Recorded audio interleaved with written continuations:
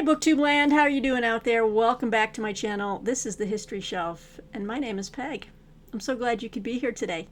Today we're looking at history and nonfiction that will be coming your way late summer, early fall. This is a preview of sorts of new history and nonfiction that you might want to keep an eye out for. So I'm glad you're here. I'm glad you decided to click on this video. We've got Goldie tucked underneath the blanket back there. If she wasn't in here snoozing, you wouldn't see those beds. I would move them out. But, you know, I tend to pamper my babies, and I allow them to be in here with me when I'm filming. 'Twas ever thus, right? 'Twas ever thus. Okay, so let me just preface these books I'm going to show by saying most of these, but not all, I have pre-publication galleys of. And many, not many, but a couple of them are already out right now. But a few of them are like late summer and then fall releases. But so I don't have them in any order. I'm going to try to do the August ones first. And then I'll go into some finished copies that I have. And I'm not even sure with some of these. I know that they're out right now, but I'll save those for last. Okay, so without further ado, let's hop into it. Now, I have a galley of this fantastic new history of the American West from Dutton Publishing. This book came out already. Wait, today's Tuesday. Yeah, today's its publication date, and I hope to get a finished copy. But I wanted to show you, out today, it is The Undiscovered Country, Triumph, Tragedy, and the Shaping of the American West by Paul Andrew Hutton, published by Dutton. And it's a big one. I mean, this is it's about a 465 page book minus the endnotes and I don't think it even has an index. It's not indexed yet. But anyway, ooh, look at that. Ooh, I love it. Yeah, I definitely would like to get the finished copy of this, but this is out today. And what this is about, let me read to you. The epic of the American West became a tale of progress, redemption, and glorious conquest that came to shape the identity of a new nation. Over time, a darker story emerged, one of ghastly violence and environmental spoliation that stained this identity.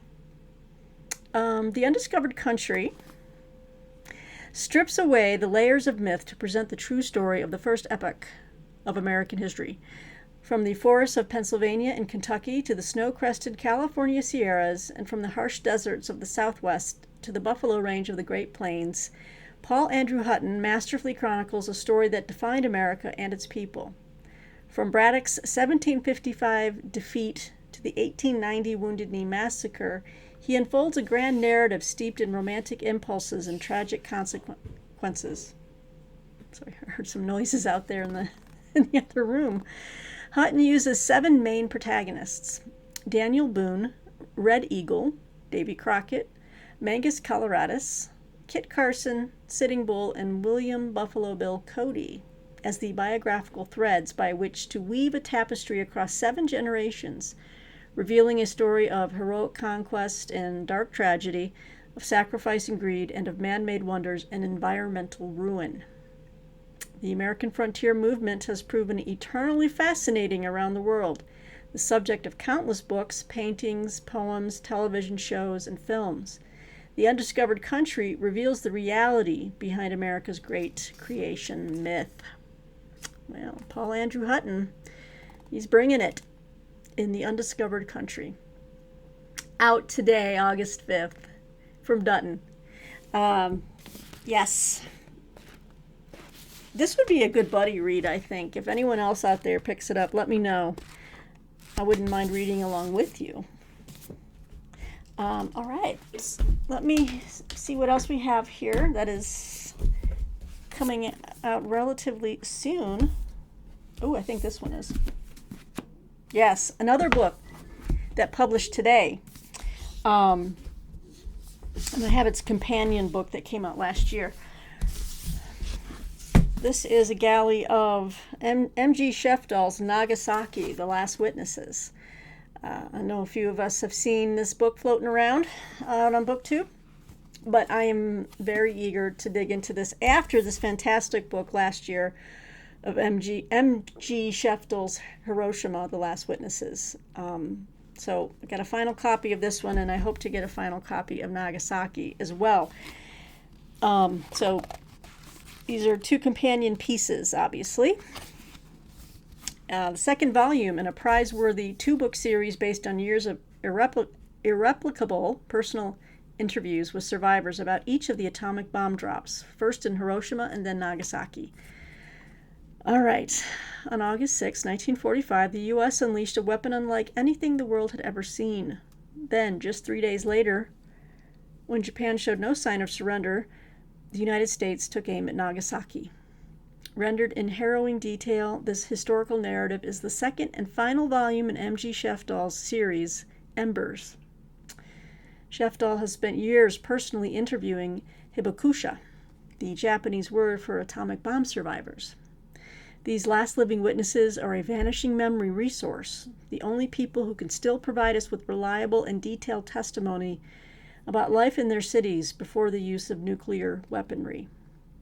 The result is an intimate first-hand account of life in Nagasaki and the story of incomprehensible devastation and resilience in the aftermath of the second atomic bomb drop. This minute-by-minute account takes us from the city streets, as word of the attack on Hiroshima reaches civilians, to the cockpit of Boxcar, when Charles Sweeney dropped Fat Man, to the interminable 6 days while the world waited to see if Japan would surrender to the Allies, or if more bombs would fall. Yes, so out today, August 5th, Nagasaki, The Last Witnesses by M.G. Sheftall. I highly recommend. Hiroshima as well. These are well worth your time. I'm guessing Nagasaki is going to be just as good as Hiroshima, but anyway, I just wanted you guys to be aware that this one is out today. So, very, very eager to dive into Nagasaki. Okay, what else do we have here? Okay. Let me hop into this next book. For all you ancient history fans and Rome fans, you're going to like this one because we love this author, don't we? And I should say historian. I love this historian's work. I've got all of his books downstairs in the living room, shelved. And that person is Barry Strauss. I love Barry Strauss. His book on Salamis, The Battle of Salamis, was epic. All right, well, he's got a new book coming out, guys. It's coming out August 19th, so you got a couple more weeks to wait. Get ready for Jews versus Rome. 2 centuries of rebellion against the world's mightiest empire. And this is from Simon & Schuster. Oh, I should have said the last... Okay, so the last 3 books I just showed, I wanted to make sure I'm mentioning the publishers. Nagasaki and Hiroshima are published by Dutton, as well as the Undiscovered Country. But this time we're moving to Simon & Schuster, and they are putting out Jews versus Rome. Okay, let me tell you what this bad boy's about. I mean, it's pretty clear. Okay. Between 63 BCE, or as I say BC, so between 63 BC and 136 AD, the Roman Empire faced repeated challenges from one of its own provinces, Judea, today's Israel. Driven by deep-seated religious beliefs and resentment toward Roman rule, the Jewish people launched several revolts against the empire and a fierce bid for independence, which resulted in the destruction of Jerusalem and the temple and the siege of Masada. Combining exhaustive research with masterly storytelling, best-selling historian Barry Strauss presents the full dramatic panorama of the era, the brave yet doomed insurrections, the geopolitical struggle between the great powers, Rome and Parthia, with Judea battling from the middle, and ethnic conflict in and around Judea between Jews and Gentiles. Also featured are pivotal figures such as Simon Bar Kokhba, as well as some of the lesser-known women such as Helena, queen of Adiabene, which is modern-day Iraqi Kurdistan, and Berenice, a Jewish princess who played a major role in the politics of the Great Revolt. Today, echoes of those battles resonate as the Jewish nation faces new challenges, once again wrestling with religious and civil conflicts both within and outside its borders. Jews versus Rome connects the past and the present with compelling accounts of resistance and resilience. So, August 19th, guys, from Simon & Schuster. Look for Barry Strauss's latest. It's bound to be another smashing good read. I love his work. Cannot recommend him highly enough. All right, and then we're going to move into some other books here that are going to take us into September. Yes, September. Talk to me, September. One moment. Okay, back. We are back. I had a pause for the cause there. Anyway, guys, I realized when I left the room real quick, and I was back in the other room where I do a lot of my reading, I still have a couple more August titles to show you, late summer ones that I wanted to show you, because I will be reviewing these in a couple of publications. Woot woot! So let me show you the first one. I just started reading it last night. This is coming out August 19th as well, also from Simon & Schuster. And this is already so good. I just love it.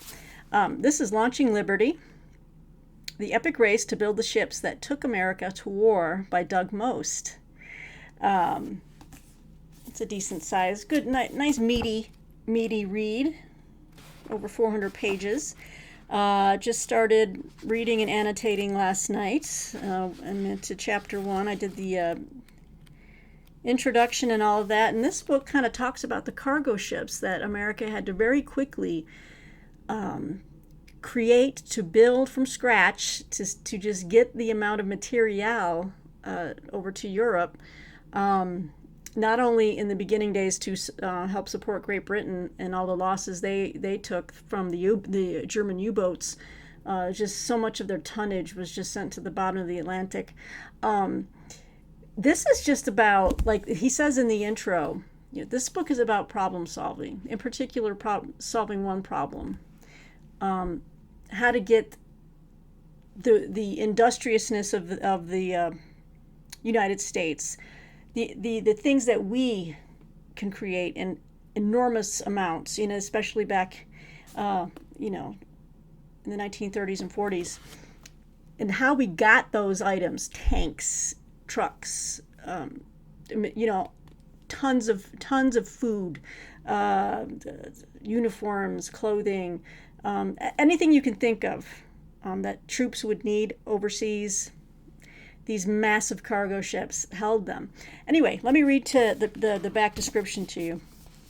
Oh, and I'll be reviewing this for the Washington Independent Review of Books, so keep an eye out for that. And of course, I always, just another personal note, a little housekeeping note, if you ever want to follow my written reviews and see where my written pieces show up, just follow me on my Instagram or my Facebook page, and like X and Threads and all that kind of stuff, Blue Sky. But mostly I post on Instagram and Facebook.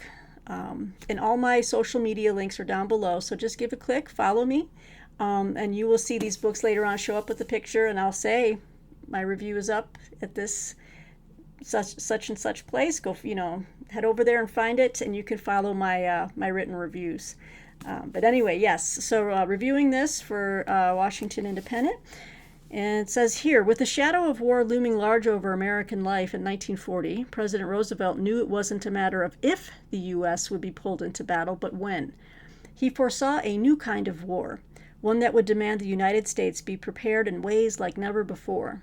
Launching Liberty tells the remarkable story of how FDR partnered with private businessmen to build vital cargo freighters longer than a football field, ships he affectionately dubbed Ugly Ducklings. To lead its emergency shipbuilding operation, the government turned to Henry Kaiser, who had delivered the Boulder Dam ahead of schedule and under budget, but had never built a ship in his life.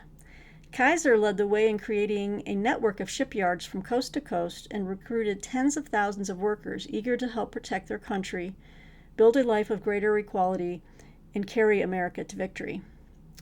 Launching Liberty is a tapestry of voices reflecting the diverse American experience of World War II.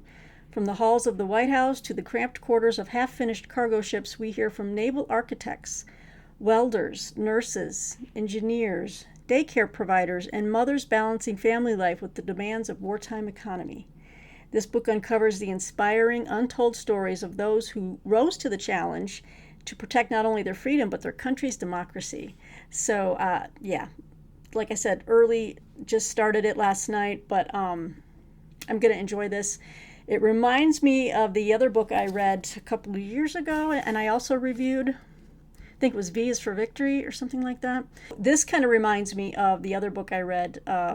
Similar, but it was more about the mass production in America. I think it was called V is for Victory, and it was just about how United States just built everything en masse and mass produced it. This is more focused on the cargo freighters, but I'm intrigued by that. And Henry Kaiser had showed up in that other book that I had read, and I was looking around for a biography of Kaiser because I was like, this guy was amazing. What a businessman, and what a leader to kind of just partner with the government and stop making everything else that they were making and just went to war production.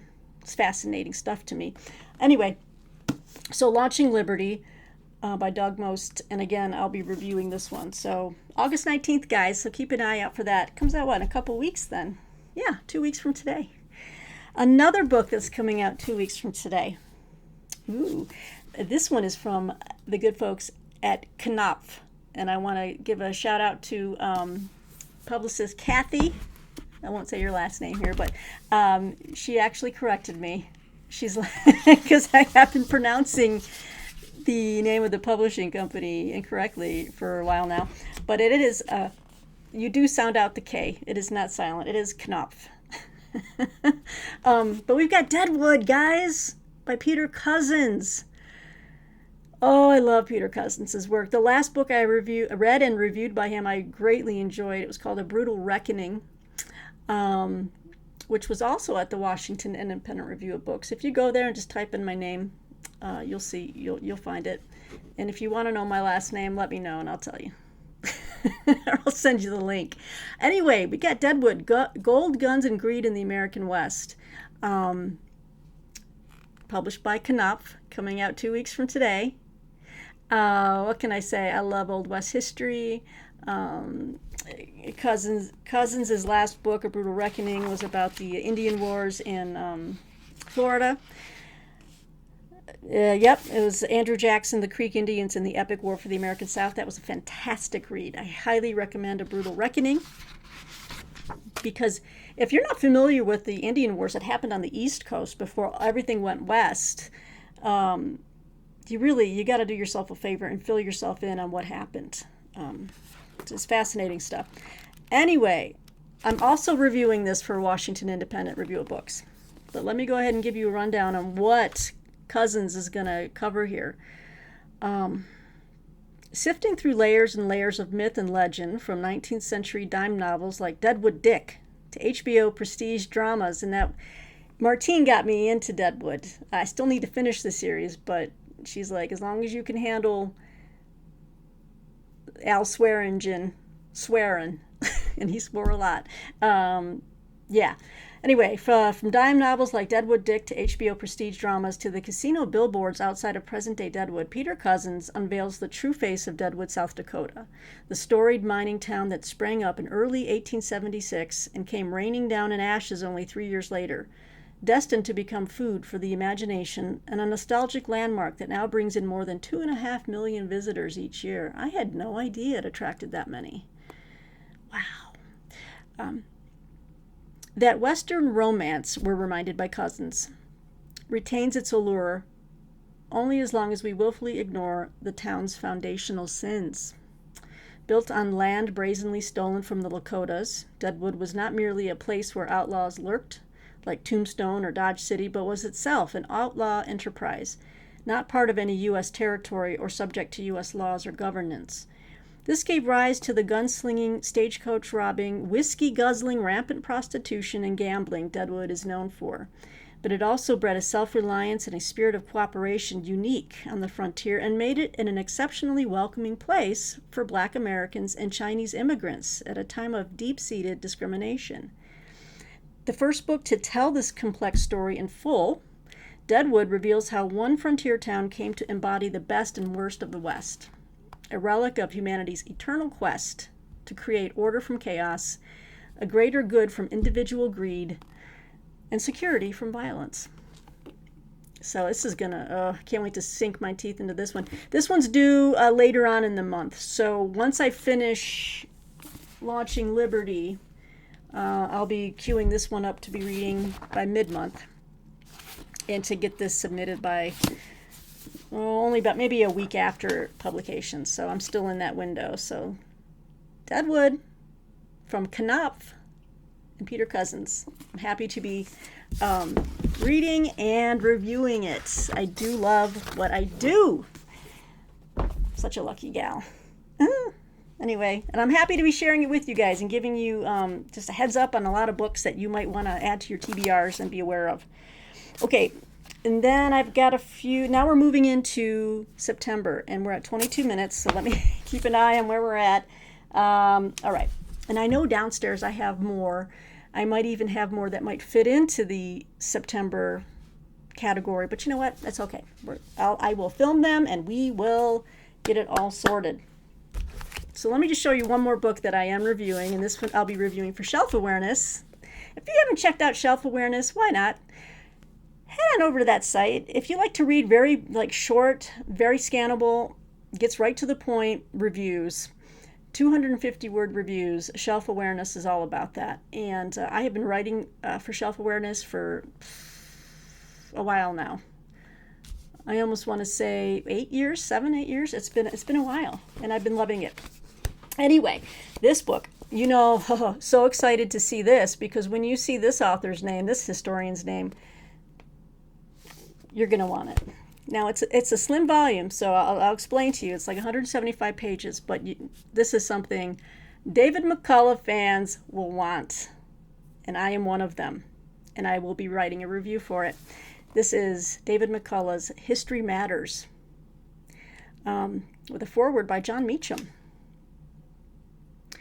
Okay, this is coming out September 16th from Simon & Schuster. Okay, so it's a slim little volume. I've got the advanced galley here. But let me tell you what this book is about.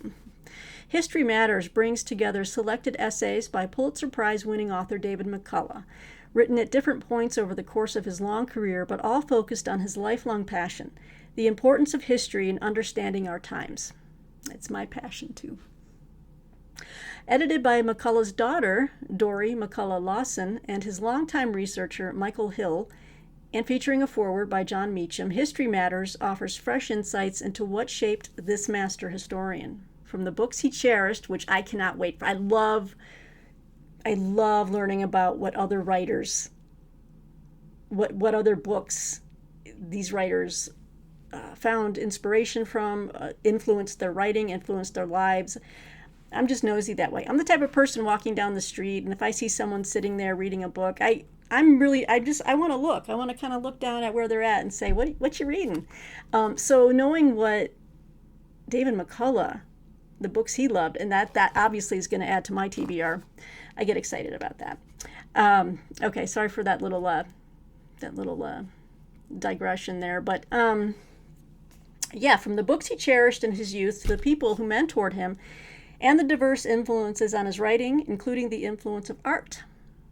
Rich with McCullough's signature grace, curiosity, and narrative gifts, these essays offer vital lessons in viewing history through the eyes of its participants, a perspective that McCullough believed was crucial to understanding the present as well as the past. History Matters is testament to McCullough's legacy as one of the great storytellers of this nation's history and of the lasting promise of American ideals. So, I'm excited for this, guys. Slim little, little essays throughout, but I'm kind of got some interviews in here too, looks like. It's like an interview transcript is one of them. It's got a chapter on Harry Truman. How very cool. Harriet Beecher Stowe in Paris. Oh, this is going to be a great read. I can't wait to review it. September 16th from Simon & Schuster. So, stay tuned for my review as well, which you will always see on my social media. Okay. All right, now we're going to move on. Nope, I still got some more Septembers. Okay, another book coming out September 16th from Farrar, Straus and Giroux Publishers. We've got, people are already starting to write a lot of books about the war in Gaza and Israel and Hamas and all this, but we're going to be seeing a lot more. But here's one. I think I might have shown this to you already, so if I am showing it again, I'm sorry, but I'm going to put this up here. Tomorrow is Yesterday. Life, Death, and the Pursuit of Peace in Israel-Palestine by Hussein Agha and Robert Malley. September 16th from FSG, Farrar, Straus and Giroux. It says two insiders explain why the Israeli-Palestine peace process failed and anticipate what lies ahead. Let me see here. Okay, let me just read you a little bit from the pub sheet. Just a little bit. So Hussein Agha and Robert Malley have been involved in Israeli-Palestinian peace negotiations. Agha on the Palestinian side and Mallory for the United States, going back to the 1990s. Malley most recently served as special envoy for Iran in the Biden administration, and Agha was affiliated with St. Anthony's College at the University of Oxford for 25 years. And the two have co-written much discussed assessments of the field for a wide range of publications. And Tomorrow is Yesterday, Agha and Malley draw on their personal experiences and insights, both as experts in the field and as participants who took part in many of the discussions that they write about, to present a history of the Israel-Palestine peace negotiations spanning from the Oslo Accords to the present day. Among other topics, Agha and Malley question the viability of a two-state solution, provide a frank look at the ineffectiveness of the United States as a mediator in the conflict over the decades, and place the events of October 7th and after in their full context. Both a retrospective narrative that traces the efforts towards peace over the past 3 decades and a keen work of psychological and political insight. Tomorrow is Yesterday provides essential grounding for understanding the stances of both Palestinians and Israelis over the decades, the historical roots and emotional stakes of the conflict, and the personalities involved in negotiations. All right, ultimately showing us how we got to where we are today and what might lie ahead. So, and you can't just read one book on this topic, and especially as history is still unfolding as we're speaking. So when they say in revealing this in its full context, it's like the context is still unfolding. The history of what's happening won't fully be written for years to come. But in this case, knowing that they were both involved in negotiations and they have that insider insight, I think I'd like to read this as opposed to some of the others I've seen making the rounds. But Tomorrow is Yesterday, coming out from Farrar, Straus and Giroux, September 16th. Check it out. All right, now this is a fun book. It's a social history. So in that case, it's still history. But out there in the crowd, all my friends out there, you guys tell me in the comments below, for a long time, I have watched those silly shows like Ghost Adventure, not Ghost Adventures, Ghost Hunters, things like that. And I watch it as a full-on skeptic, and I laugh it off. But I don't know what it is. Maybe it's because I like horror movies and things like that. I just kind of end up watching these shows. So when I saw this book was coming out, I was like, I'd like to read this. This is coming out. What is the date? September 2nd. So is that Labor Day maybe? This is just the galley. So this is not the cover, but just for the purposes of showing the book. This is Ghosted, a social history of ghost hunting and why we keep looking. So isn't that, for any of you fans of those kind of shows, this might be a book you might enjoy. Now, I don't know what the final cover is going to look like. Oh, and I should say it's by Alice Vernon. And this is put out by Bloomsbury.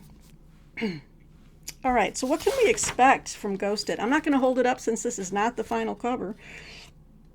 Excuse me. The history of ghosts is ancient, but the history of active ghost hunting is relatively recent. And investigations into the paranormal have developed hand in spirit hand with scientific discoveries, from radio waves to smartphone apps. Now, more than ever, we want to find our own ghosts. Is it to help process grief, become influencers, or ease our fears of death? Ghosted follows the journey of paranormal investigations from the Victorian era to the modern day, examining how our fascination with ghost hunting has changed alongside technology and culture. Where we once gathered around tables, observing and recording every movement of the medium, now we now take electronic equipment and app-laden phones around haunted locations to catch ghosts digitally. Where theaters and concert halls held sold-out performances by conjurers recreating the tricks of fraudulent mediums, we now delight in picking apart and exposing the evidence presented on reality television programs. That's true. That's true. In this book, Alice Vernon embarks on a journey to encounter a ghost, traveling to some of the UK's most haunted locations and encouraging readers to interrogate their own skepticism and belief. Ghosted examines what we are looking for, why we are looking for it, and why we have never given up the ghosts. Ba-dum-bum. Psh. Now that was a pun. Of all puns, that was a dad joke right there. Why we have never given up the ghosts. So this sounds like it could be just a fun, light read for me. I just like this kind of stuff. What can I say? Almost like chapter 3, Haunted Houses. Let me know in the comments below if this is the type of book that, you would be into. Or if you used to watch those shows, or still do. There's no judgment from me. This is kind of cool. So Ghosted from Alice Vernon from Bloomsbury Books, coming out September 2nd. All right. This is historical fiction, but I'm throwing it in here because it's coming out very soon, September 23rd. And this is the final book in this trilogy, which makes me think, with the final book coming out, that might be a reading project I might want to do and have like a report back type of thing. But this is the Dan Jones trilogy, and it ends with Lionhearts. And this is put out by Viking Books. It's coming out September 23rd, and this is the epic conclusion to his trilogy called Essex Dogs. So, 3 years after the Essex Dogs survived the siege of Calais, the Black Death has torn through Europe, leaving the dogs scattered. Millstone and Thorpe enlist themselves in a deadly mission to escort a princess to Castile. Romford, basking in new riches, finds himself living as a squire in the glamorous court of King Edward III. Loveday, whose businesses have been destroyed by the plague, is desperate to avoid returning to the life he vowed to abandon, fighting. But you can't run from what's in your blood. When one of their own is threatened, the Essex Dogs must fight again. So Dan Jones is back to conclude his trilogy, September 23rd. Viking. So more to be heard on this. I'm going to round up my the other 2 books on this series and see if I can't put together something, whether I'm reading with someone or I'm just going to go through the trilogy and make my own notes and report back to you. That's what I'd like to do. All right, so now back to the history. We're at 35 minutes. All right, this book is coming out in October, but I'll be writing a review for it as well. So I actually will have my review due for this. Is this really October? Well, it says on the spine October, but it's coming out September 30th. And who is it? From Kensington Publishing Group. Kensington Books. This sounds like it's going to be really interesting. Yeah, this is Matisse at War, Art and Resistance in Nazi-Occupied France by Christopher C. Gorham. I'm going to be reviewing this, I think, for shelf awareness is what I'll be doing. And this is the advanced readers edition. And my review for this will be due on August 30th. So I'll start reading this in a couple weeks. So I'm not starting it just yet.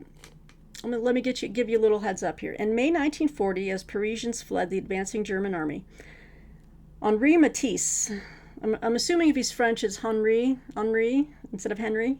Well, Matisse was returning to the French capital as Parisians were fleeing. Sick, elderly, and stunned by the success of the Blitzkrieg, the world-famous artist was compelled to safeguard 40 years of artwork.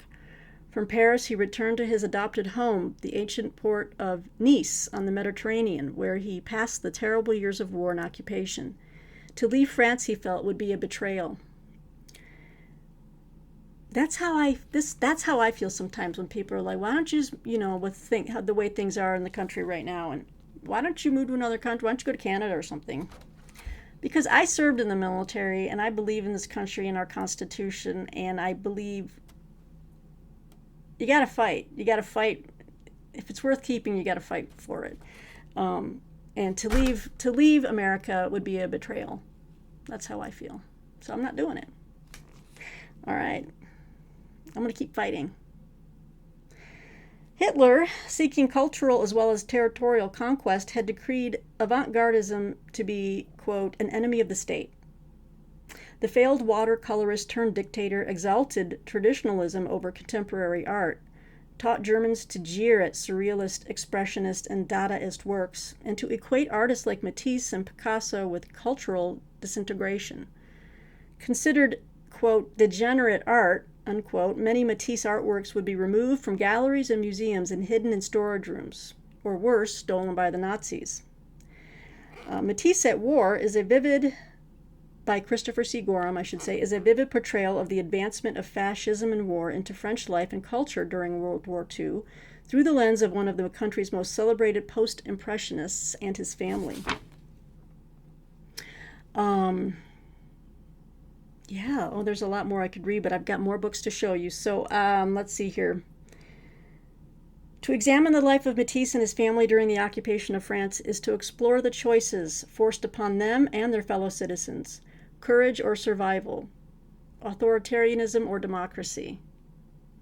I mean, it could be reading about this about today, Gorham writes, in telling this story, I also aim to reveal the humanity of the man who could seem conventional in his habits, but whose art broke so free of convention. It flickers halfway between the imagined and the unseen, and the seen. Okay, I can't read anymore right now. So let me just stop there. But Matisse at War by Christopher C. Gorham, coming out from Kensington Books.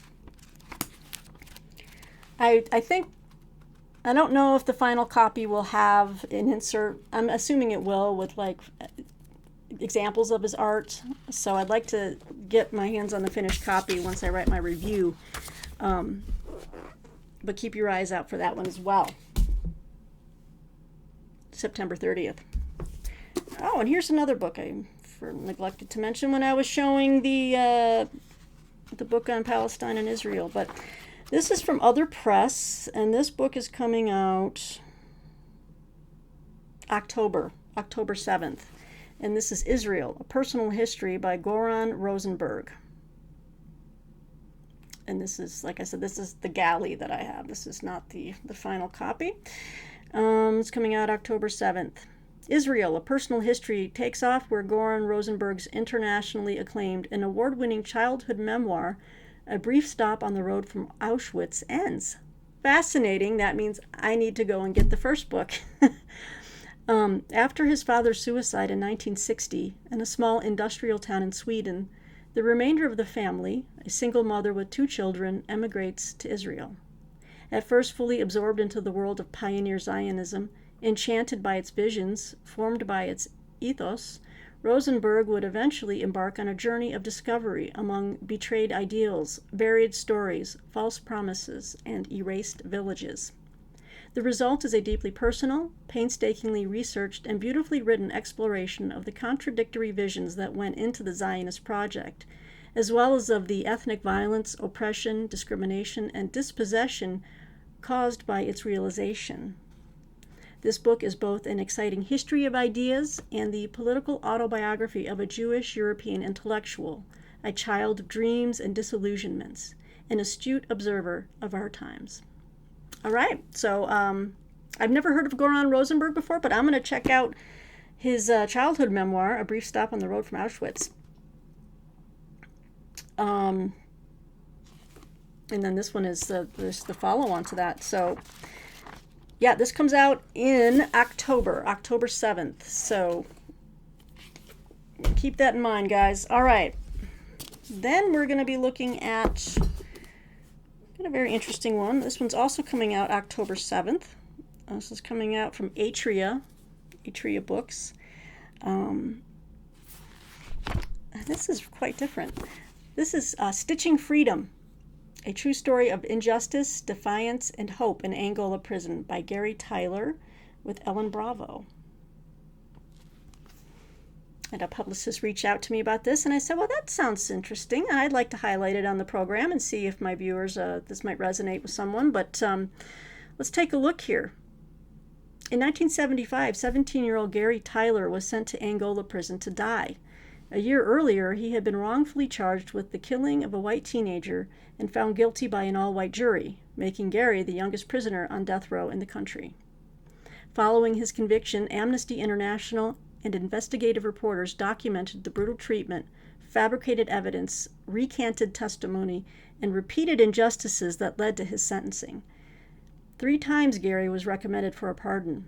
3 times Louisiana governors refused to accept the political risk.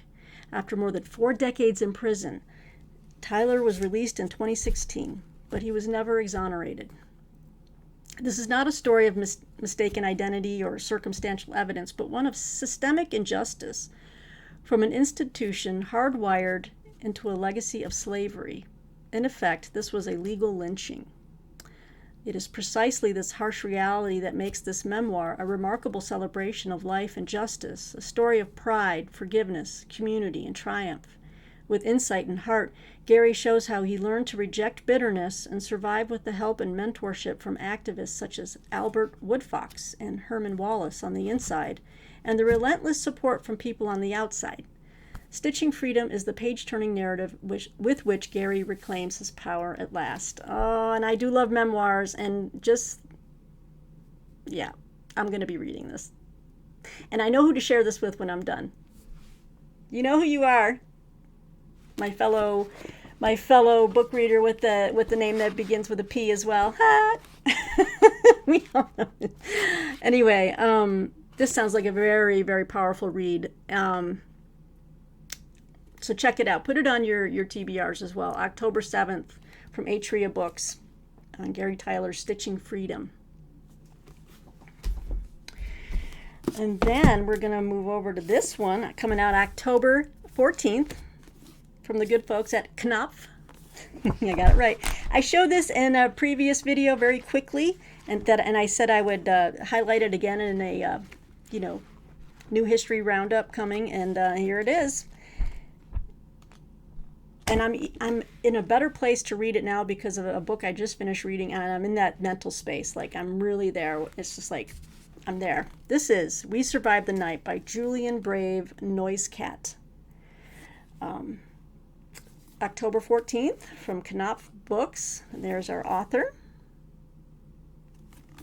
All right. It's a stunning narrative from one of the most powerful young writers at work today that interweaves oral history with hard-hitting journalism and a deeply personal father-son journey into a searing portrait of Indigenous survival, love, and resurgence.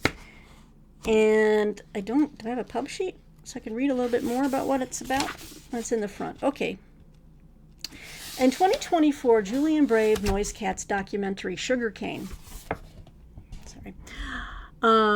won the Directing Award, U.S. Documentary, at the Sundance Film Festival. In October 2025, Knopf will have the privilege of publishing his first book, We Survived the Night, which will establish beyond all doubt that Julian Brave Noisecat is one of the most ferociously gifted storytellers of our time. This is a work of history and myth and memoir that blends Indigenous oral history and the legendary figure of the trickster Coyote, famed for his ability to outwit and outrun catastrophe, with the story of a son grappling with an inheritance of depredation and loss. As an infant, Noisecat's father was found abandoned in a dumpster. Tormented by an impoverished and abusive res upbringing, and res means reservation, he in turn abandoned his own family.